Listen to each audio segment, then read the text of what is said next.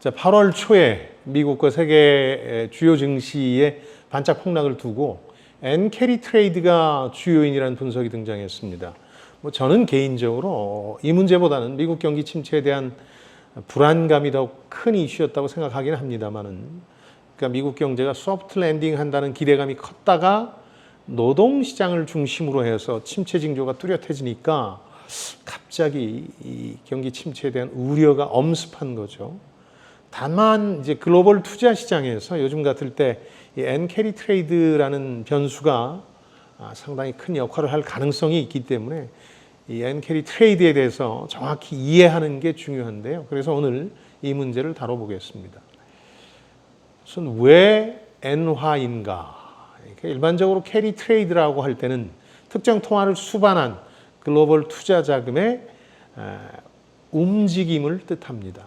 대개는 물이 높은 데서 낮은 데로 흐르듯이 돈이 금리가 낮은 국가에서 높은 국가로 흘러들게 되죠. 금리는 돈값을 의미하니까 돈값이 박한 데서 후한 데로 이제 가는 겁니다. 이 캐리 트레이드에서 엔화가 늘 문제가 되는 몇 가지 이유가 있습니다. 우선 엔화는 달러, 유로와 함께 3대 기축 통화 중에 하나입니다. 그러니까 일본 경제 상황에 따라서만 엔화의 가치가 정해지는 게 아니라 다른 기축 통화나 그 나라 경제 상황에 따라서도 결정된다는 겁니다. 그러니까 새 기축 통화의 상대적인 매력도에 따라서 가치가 변동하기도 한다는 뜻입니다. 이 새 기축 통화 가운데서도 엔화 움직임의 폭이 상당히 큰데요.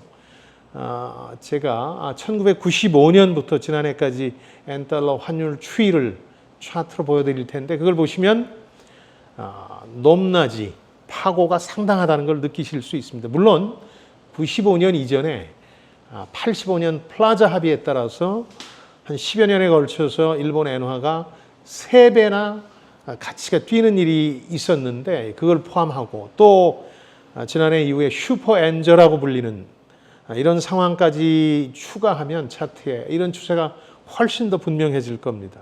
그러니까 엔화 가치나 가치 변동에 대한 전망에 따라서 글로벌 투자 자금이 큰 영향을 받을 수밖에 없는 상황이라고 하겠습니다. 이 차트를 보면 알 수 있듯이 2010년경에 일본은 상당한 슈퍼 엔고라고 불리는 금융 환경을 맞게 됩니다.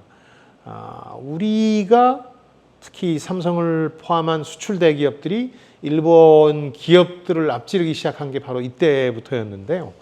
그에 대한 일종의 대책으로 나온 게 아베노믹스라는 거였습니다. 유동성을 2배 이상 공급하고 금리를 제로로 만들어서 엔화 가치를 상대적으로 상당히 낮춰서 수출을 중심으로 해서 경기를 부양한다는 아이디어였는데, 제로금리 정책이 10년 이상 이어지다 보니까 일본 내 투자 자금 상당량이 일본에 머무를 경제적 유인이 없어서 해외로 유출된 상황인 거죠.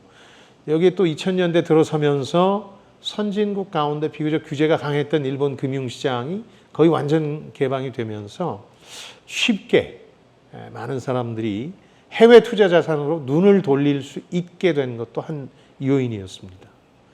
자, 그럼 두 번째로 누가 이 엔캐리 트레이드를 하나?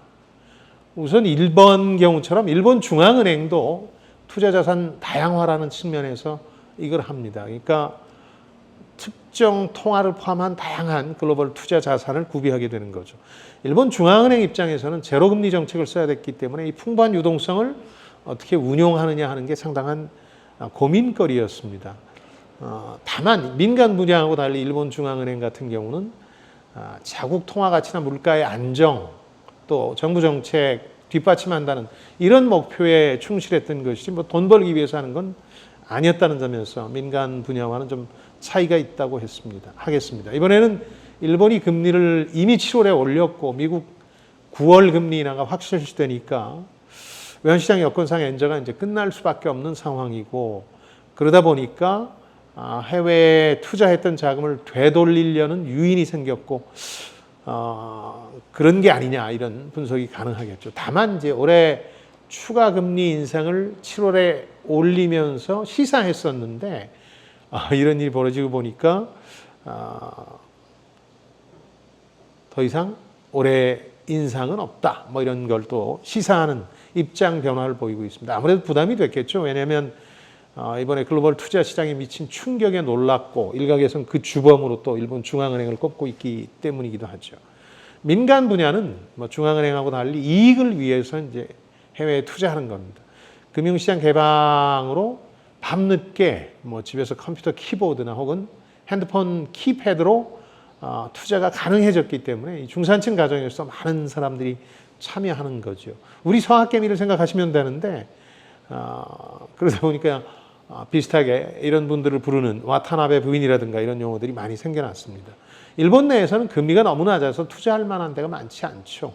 그러다 보니까 이제 해외 환시장이나 혹은 해외 증시 이런 데 많이 투자합니다.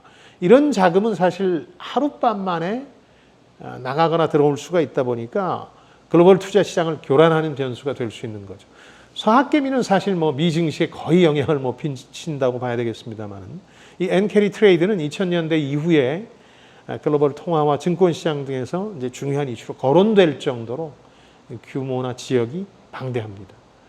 자, 그러면은 엔캐리 트레이드의 규모는 얼마나 될까? 제가 그 엔캐리 트레이드를 두고 도시괴담 비슷하다 이렇게 말씀을 드렸는데 이유가 있습니다. 분명 뭔가 있긴 한데 그렇다고 세간에 알려진 것처럼 뭐 대단한 것은 아닐지 모른다 그런 의미에서 이런 비유를 썼는데 그러니까 실체가 과장되고 왜곡돼서 흘러다닐 가능성이 높다는 거죠. 그래서 대외 투자라든가 자금 유출 계정 같은 걸 통해서 전체 규모를 추정해 보기도 하는데 정확한 규모를 알기가 사실은 어렵습니다. 일본은 투자 대상이나 국가 규모 면에서 엄청나게 다양해서 매번 즉각적으로 파악하기가 힘든데요.